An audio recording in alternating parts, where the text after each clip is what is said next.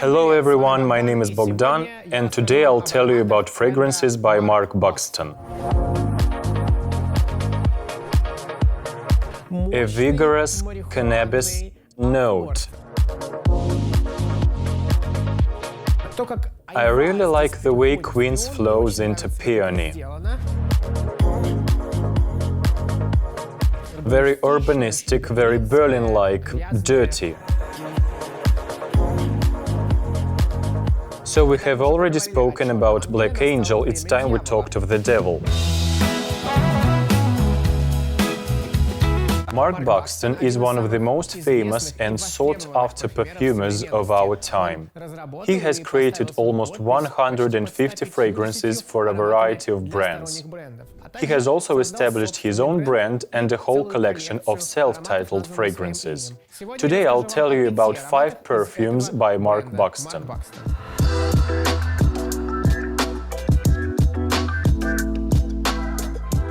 Before we proceed to the review, I'd like to mention that I'll be showing you the early editions. It goes like this, so current versions are totally black bottles, so just for you to keep that in mind. The first fragrance that I'd like to tell you about is Black Angel. The description on the official site tells us that this scent is all about an unexpected encounter at a nightclub in New York. It's about the appearance of a black angel in shining armor in the midst of a party full of smoke and noise. But all this story aside, we'll find that it's an eau de cologne, quite a modern one, you know, and it's very Mark Buxton. The top notes are citrus and ginger spiciness. This bitter ginger component is easy to recognize. It adds some kind of rhythm to the fragrance and grabs your attention. Then it gets warmer as some spicy notes start to dominate. They are cardamom, nutmeg and herbs. Actually, Mark Buxton is fond of these components and uses them quite often. Base notes are amber. I can already smell them. I could say that later on they'll become more enveloping. The fragrance is beautifully crafted, but I wouldn't say that it's in any way unique. I think that you'll manage to find something similar, not necessarily among niche perfumes. So in general, it's another classical eau de cologne, sweetened with amber notes to make it more appealing and mainstream.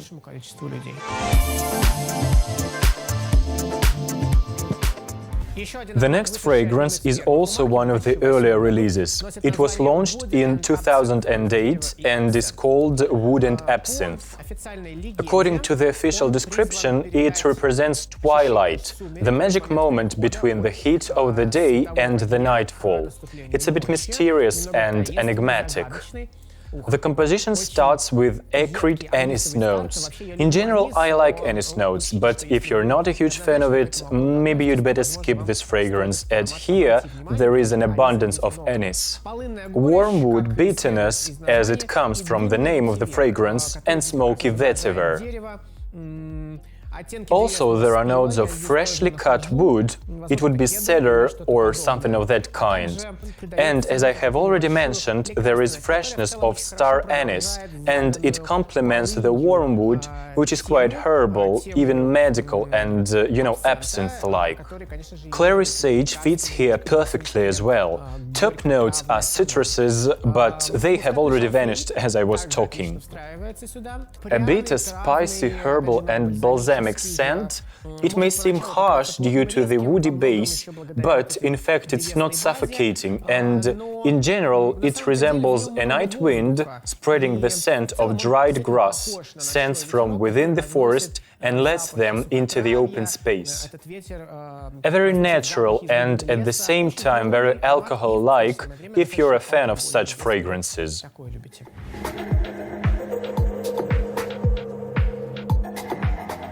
So we have already spoken about Black Angel, it's time we talked of Devil in Disguise. This fragrance is all about such a mysterious and a bit terrifying feeling when you feel like someone is right behind you and they are watching you, but then you turn around and find no one there. The official description tells us about the danger of an invisible woman in the air, as if a heavy summer wind in Italy flirts with a purple silk dress, and then there is no one again, only the sillage haunts you. Actually, one can feel it, but in fact, there is a vigorous cannabis note here, and I feel it immediately. And you know, it's really easy to recognize. So it's done with the help of sour, sweet notes of rhubarb. Quite often rhubarb combined with woody notes creates the feeling of a joint, as I call it. I could assume that the perfume is long-lasting, as usually these components stay quite long on your skin. And the sillage, of course, will also be strong. So now I'm testing the fragrance on paper, and it smells like smoke, sour rhubarb beverage and vetiver. The latter adds to the smoky effect. Also, there is a ginger spiciness. Ginger makes rhubarb less sweet and spicier and burning, like, you know, a freshly lit joint. It creates the feeling of smoldering. Also, there are notes of white flowers, but they don't feel as such, they are just another feature. The composition sounds mystical and even threatening, but in general, those who like to be in the center of attention will definitely like it. Undoubtedly, it's not to be worn in the office, not for everyday use. If you're one of those who prefer grunge, punk and being rebel and bold, then this fragrance is for you. As for me, not as much. The next fragrance was launched in 2012 and is called Dreaming with Ghosts. The original name was Sleeping with Ghosts after one of the songs by Placebo, and the reason for changing the name of the fragrance is unknown. Maybe it's due to some sort of a legal issue, you know.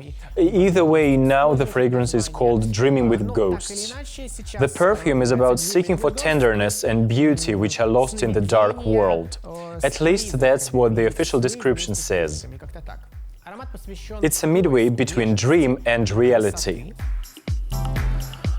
The main note is quince, quite an unusual note which isn't that much in use. It's almost apple-like, sour-sweet and has an astringent taste. It's also a bit berry-like, which is untypical of an apple. The quince is sweetened with vanilla and there is a peony note as well. I really like the way quince flows into peony. One can appreciate the exquisite craftsmanship. The components balance, you know.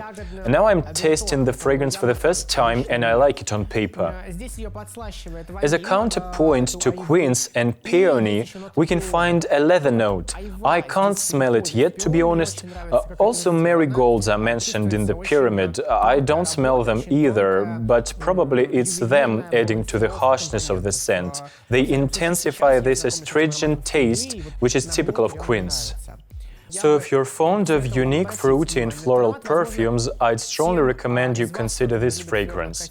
It's for those who prefer Fleur Narcotique by Ex Nihilo, but would like to try something new, also with peony notes but crafted differently.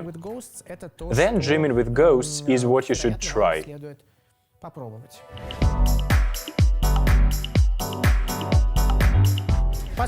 The last fragrance for today is called Message in a Perfume.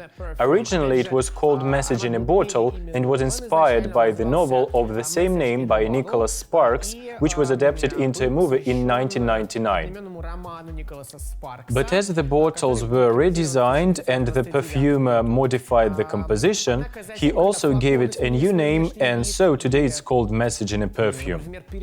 Basically, each and every perfume transmits a message of some kind. I've always considered fragrances to be a medium in its own right.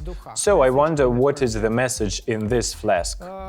They say that with this perfume Mark Buxton aimed to convey the extraordinary beauty of nature, an atoll on the edge of the world. Yes, I'd say that this perfume serves as a proof that heaven on earth exists.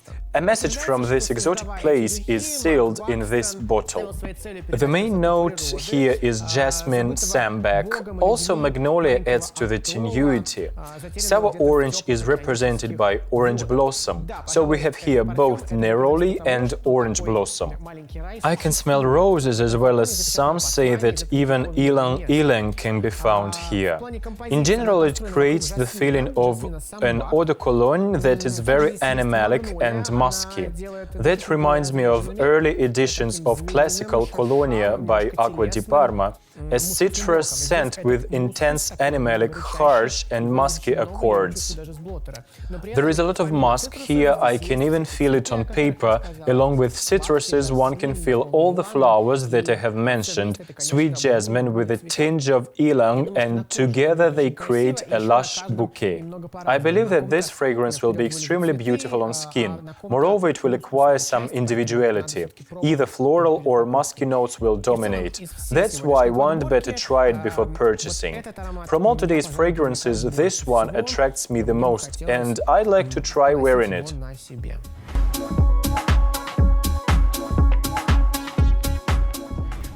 Mark Buxton is believed to be a poet of concrete jungle, and everything that he crafts is to some extent about smoke, incense, vetiver and burning trash. It's very urbanistic, very Berlin-like, tech, dirty, the waste of metropolis. In a way, that's true.